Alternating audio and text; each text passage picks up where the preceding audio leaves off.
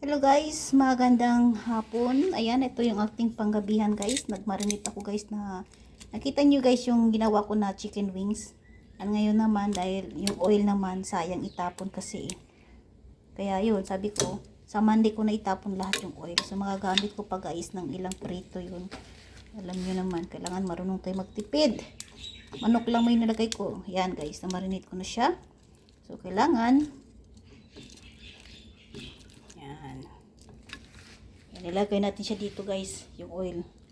Yung oil guys, gamit ko yan guys, yung naano ko sa, yung sanabi ko sa inyo na manok.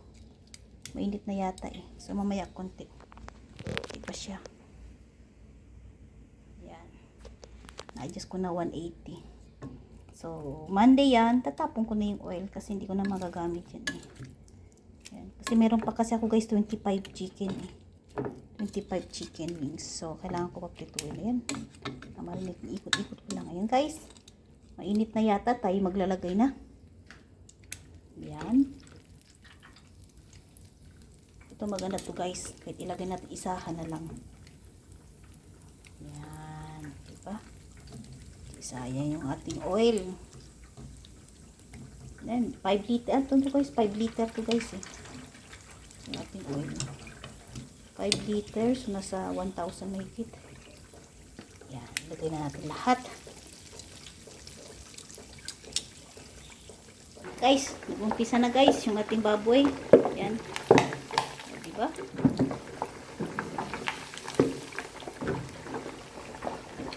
Ito lang guys ang ating pagluluto. Kaysa naman gagamitin ko ng panibagong oil, sayang eh. Nung ano yung Chinese New Year. Ano yun guys, diba? Ay! 5 litro yan guys yung oil. So sayang kasi may gagamitin ko pa yan guys last bukas. Meron pa ako 25 chicken wings. Yan. At ito naman. Grabe naman ito guys. So, diba? Ganyan yun. Yun no? O diba?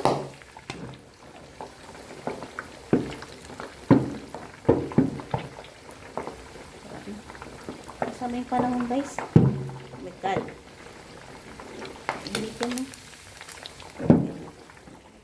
Masama yung panahon. Ilang araw na din dito sa Singapore guys. So, ulan ng ulan, no? Umulan yan guys. Ayan, si Achay pinakain ko na din. Si Macho pinakain ko na din. So, ngayon, ihanda ko na lang yung pagkain namin. Grabe yung laki tong. Kasi mahirap na. Ayan, tingnan nyo guys, oh. Yun, oh. 5 yan, eh.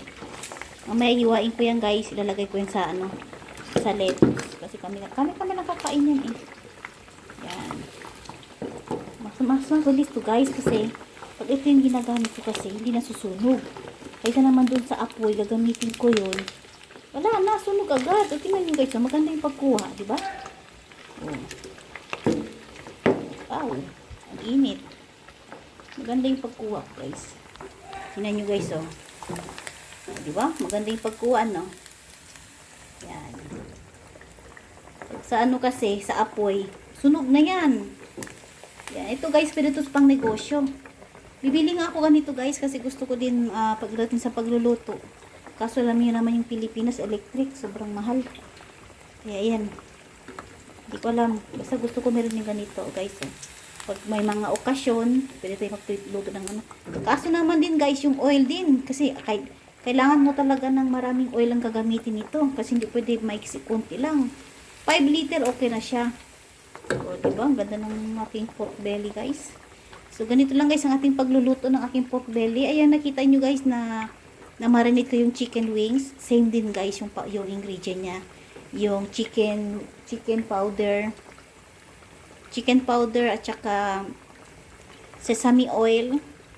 At syempre, yung ating oyster sauce. Ayan. Tingnan nyo naman, oh. O, diba? Kaganda.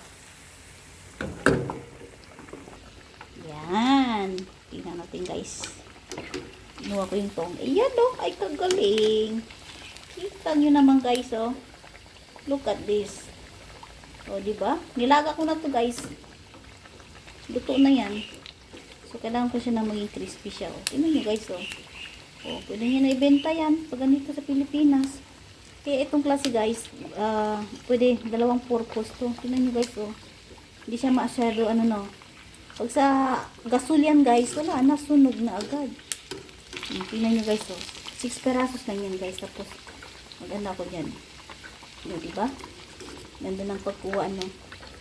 Ito pa. Diba guys? Yan ang sinasabi ko. Yan.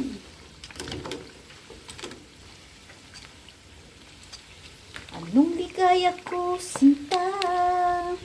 Kailangan sa pagluluto, diskarte lang yan guys. O, diba guys? Tignan nyo guys. Yan. Kailangan natin, ano, yan. Yung pag ano din guys, pag iboboil nyo naman to siya guys, kailangan lagay ng ano guys, black pepper, garlic onion, buo-buo yan guys, tapos pakuluin nyo lang para mas lalo siyang mabango. So, tapos yun, pagtapos yun, tanggalin nyo na, yung tubig, nasa inyo na yun, kung pwede nyo gawing sabaw. Yan, ako naman, naglagay ko ng sabaw, hindi ko na tinapon yung tubig kasi maraming ingredient na yun eh. So, mamaya ipakita ko sa inyo guys, ang kalalabasan ng aking pork belly na nilagay ko guys ng ano, kunting push pa. Malapit na siya. Yan. Yan po mga konti pa. Nasa 180. Maganda siya guys, oh. Grabe, nagluto ako guys ng ano yan, almost 160 chicken wings. So, meron pa ako naiwan guys. Kasi hindi ko nilabas lahat. Sayang kasi. Yan, kasi pag nilabas nyo na, hindi na kasi pwede sa uli eh. Yan, so kailangan ano talaga.